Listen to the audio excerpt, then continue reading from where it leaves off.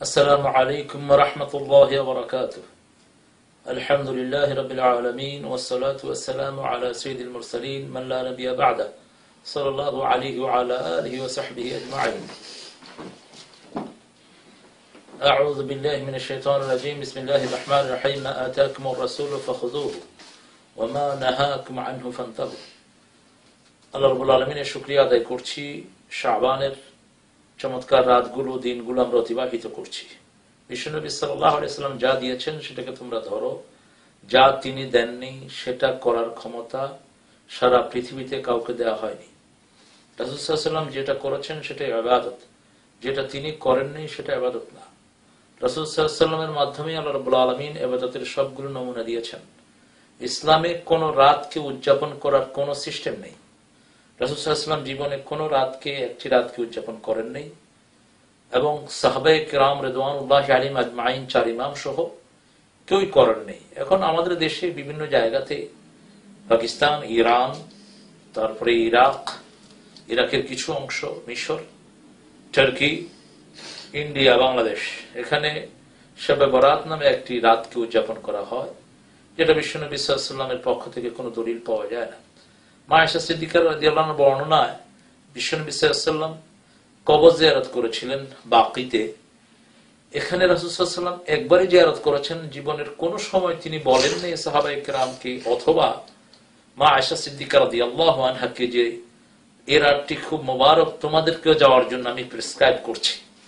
রাসূল সাল্লাল্লাহু আলাইহি ওয়াসাল্লাম যেটা বলেছেন এই রাতের ব্যাপারে, জাদুকর ছাড়া, মুশরিক ছাড়া, তারপরে যারা বিভিন্ন তাবিজ কবজ করে, বিভিন্ন গণকের কাছে যায়, কবিরা গুনায় লিপ্ত নয়, এরকম লোকদেরকে আল্লাহ এমনি মাফ করে দিবেন এই রাতে। সেটা নেসফে শাবানের রাতটি। এই হাদিসটি অথেন্টিসিটির সাথে সমস্ত ইমামরা উল্লেখ করেছেন। বাকি যে হাদিসগুলো আমরা বর্ণনা করি তিরমিজি শরীফের, আল্লামা তিরমিজি রাহিমাহুল্লাহ সুমু নাহারাহা কুমু লাইলাহা এটার ব্যাপারে বলেছেন হাদিসটি মুরসাল। মুরসাল হাদিসের উপর কোনো আমল ওয়াজিব হয় না। বিশ্বনবী সাল্লাল্লাহু আলাইহি ওয়াসাল্লাম শাবান মাসে সবচেয়ে বেশি ইবাদত করতেন, রমজানের পরে সবচেয়ে বেশি রোজা রাখতেন, রজব থেকে প্রস্তুতি শুরু করতেন। অতএব শাবানের বরকত যারা আমরা পেতে চাই, আমাদের উচিত বিশ্বনবী সাল্লাল্লাহু আলাইহি ওয়াসাল্লাম এবং সাহাবায়ে কেরাম রিদওয়ানুল্লাহি আলাইহিম আজমাইন যা করেছেন আমাদের সেটাই করা উচিত। যেটা তিনারা করেননি, এক রাত সারা রাত জেগে থাকলো, সেই দিনের ফজর, জোহর, আসর, মাগরিবে পড়ে নেই, এশার সময় এসে বসে আছে শবে বরাতের জন্য। বোঝানো হয়েছে গোসল করলে প্রতি ফোঁটায় ফোঁটায় গুনাহগুলো ঝরে যাচ্ছে এবং এই রাতে সবকিছু বরাদ্দ করে দেওয়া হচ্ছে। আগামী বছরে মৃত্যু হবে, কোন সময় কি হবে, এগুলো তো 50,000 বছর আগে আল্লাহ রাব্বুল আলামিন বরাদ্দ করে রেখেছেন তাকদীরের মাধ্যমে। কোথায় গিয়ে কোন সময় কোন খাওয়াটা গ্রহণ করবে সেটাও আল্লাহ বরাদ্দ করে দিয়েছেন। মা মিন দাব্বাতিন ফিল আরদি ইল্লা আলাল্লাহি রিজকুহা ইয়ালামু মুস্তাকাররাহা ওয়া মুস্তাওদাআহা।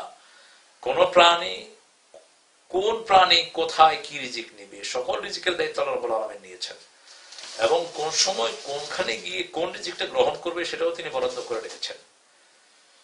রাতে এসে প্রথম আকাশে আল্লাহ রাব্বুল আলামিন ডাকতে থাকেন, যে সহিহ হাদিসটি বর্ণনা দেওয়া হয় এটা প্রত্যেক রাতের ব্যাপারে, এটা কোনো একটা রাতের ব্যাপারে নয়। বিশ্বনবী সাল্লাল্লাহু আলাইহি ওয়াসাল্লাম যেটা যেভাবে করেছেন, আমরা যদি সওয়াব পেতে চাই, আমরা যদি আমাদের কাজগুলো কবুল হোক এটা পেতে চাই, সেভাবেই করতে হবে। রাসূল সাল্লাল্লাহু আলাইহি ওয়াসাল্লামের পদ্ধতি অনুসরণ না করলে সেটাকে রদ বলেছেন রাসূল সাল্লাল্লাহু আলাইহি ওয়াসাল্লাম, আর সেটা বিদআহ। বিশ্বনবী সাল্লাল্লাহু আলাইহি ওয়াসাল্লাম খুব স্পষ্ট কথা বলতেন, খায়রুল কিতাবি কিতাবুল্লাহ, খায়রু হাদিন হাদি মুহাম্মদ সাল্লাল্লাহু আলাইহি ওয়াসাল্লাম, শাররুল উমুরি মুহদাসাতুহা, কুল্লু মুহদাসাতিন বিদআহ, কুল্লু বিদআতিন দালালাহ, কুল্লু দালালাতিন ফিন-নার। বিশ্বনবী সাল্লাল্লাহু আলাইহি ওয়াসাল্লাম বলেছেন, খায়রুল কালামি কিতাবুল্লাহ, সর্বশ্রেষ্ঠ হলো আল্লাহর কিতাব। খায়রু হাদিন হাদি মুহাম্মদ সাল্লাল্লাহু আলাইহি ওয়াসাল্লাম, শ্রেষ্ঠ প্রদর্শক মুহাম্মদ রাসূলুল্লাহ সাল্লাল্লাহু আলাইহি ওয়াসাল্লাম। প্রত্যেকটি নতুন আবিষ্কার, নতুন পদ্ধতির যারা আবিষ্কারক ইসলামের ইবাদতের ব্যাপারে, তারা সবগুলো নতুন জিনিস যারা বের করেছে এগুলো বিদআহ এবং এই বিদআতগুলো গোমরাহির লাস্ট ডেস্টিনেশন হলো জাহান্নাম। অতএব আমরা যারা এই রাতের বরকত পেতে চাই, আমরা শুধু এই রাত নয়, এই রাত সহ শাবানের যতগুলো রাত আছে প্রত্যেক রাতেই আমরা যেন তাহাজ্জুদের চেষ্টা করি।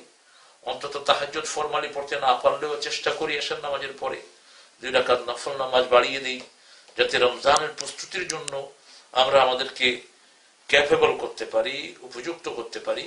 এবং বিশ্বনবী সাল্লাল্লাহু আলাইহি ওয়াসাল্লাম খুব বেশি দান করেছেন, খুব বেশি করে মেসওয়াক করতেন। নিজের পরিচ্ছন্নতার দিকে যেমন খেয়াল দিতেন, তেমনি রুহানি পরিচ্ছন্নতা এবং মানুষের সব উন্নতির জন্যই তিনি সবচেয়ে বেশি পেরেশান থাকতেন। এই শাবান মাসে রমজানের পরেই সবচেয়ে বেশি রোজা রাখতেন। সেগুলো করি।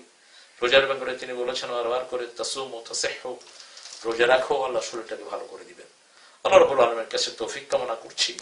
মা বোনদের উপরে যে বার্ডেন চাপিয়ে দেওয়া হয়, রুটি বানাতে বানাতে কোমর শেষ হয়ে যায়, খাওয়াতে খাওয়াতে, হ্যাঁ এটা আপনার সওয়াবের কাজ মানুষকে খাওয়ানো, কিন্তু একটা রাতে এই খাওয়ানোর কোন সিস্টেম সাহাবায়ে কেরাম রিদওয়ানুল্লাহি আলাইহিম আজমাইন থেকে এটা গ্রহণযোগ্য নয় এবং এটা তিনাদের অভ্যাসের মধ্যে ছিল না।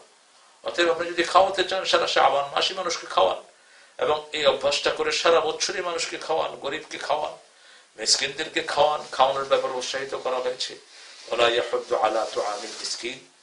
যারা জাহান্নামী হবে এদের একটা সবচেয়ে খারাপ গুণ থাকবে, মিসকিনের খাওয়ার ব্যাপারে তারা কখনো উৎসাহিত করতো না।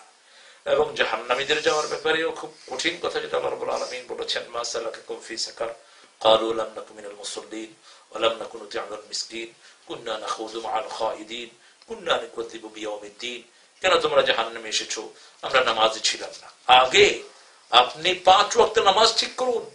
আপনি সারা পৃথিবীর সমস্ত নফল একত্রিত করলেও এক রাকাত ফরজ নামাজের সওয়াব হবে না। আপনি ফজর পড়লেন না, যোহর পড়লেন না, আসর পড়লেন না, মাগরিব পড়লেন না, আসছেন শবে বরাত উদ্ধার করার জন্য। আপনাকে প্রথম 5 ওয়াক্ত নামাজে আসতে হবে। তারপরে নিসফে শাবানের বরকত যদি আপনি পেতে চান, বিশ্বনবী সাল্লাল্লাহু আলাইহি ওয়াসাল্লাম যেভাবে বলেছেন, যেভাবে করেছেন, সেভাবে আমাদের করতে হবে। আল্লাহ আমাদেরকে তৌফিক দান করুক, আমরা যেন সহিহ সুন্নতের উপর আমল করতে পারি এবং আমাদের জীবনগুলো বিশ্বনবী সাল্লাল্লাহু আলাইহি ওয়াসাল্লামের দেখানো পদ্ধতি অনুযায়ী আমরা করতে পারি। আসসালামু আলাইকুম ওয়া রাহমাতুল্লাহি ওয়া বারাকাতুহু।